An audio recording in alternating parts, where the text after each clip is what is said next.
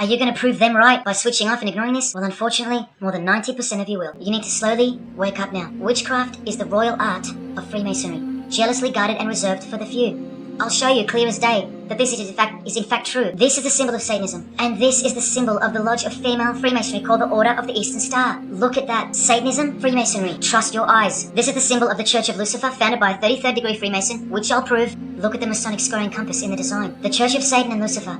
Two sides of the same coin, nurtured and brought to an organized international level of power and influence by Freemasonry, in secret and all done right under our noses. And if you think that your politicians or religious leaders or favorite idols can't be a part of this, you have to try and snap out of it, or suspend your everyday beliefs just for a moment, and I will clearly show you how it's not only possible, but it's actual. Please, I feel like it's now or never. If you don't get a glimpse of this now, then when? Who else is going to tell you this? When will you next be confronted with this? This is reality. And as much as you thought that ordinary people came into positions of power through hard work or concern for society or family connections, combined with brains and talent, that's not the case. That's the fantasy. This is the reality. They all go through Freemasonry. You think that Sam Worthington was so talented that he was picked over all those American actors to star in Avatar? Of course not. He was a Freemason. And so was the director James Cameron, of the highest caliber. You have to remember that to them, Lucifer is good. Lucifer is the liberator. Jesus is the suppressor. Lucifer is pure love. Jesus is impure love. Lucifer left heaven for you. Jesus was crucified because he was a false messiah. The world has always been deceptive, and we have been magnificently deceived. Here is an incredible example. Pay attention. This should blow your mind. Charles Darwin, the father of atheism and rationalism, was an initiated Freemason, doing the hidden hand of Freemasonry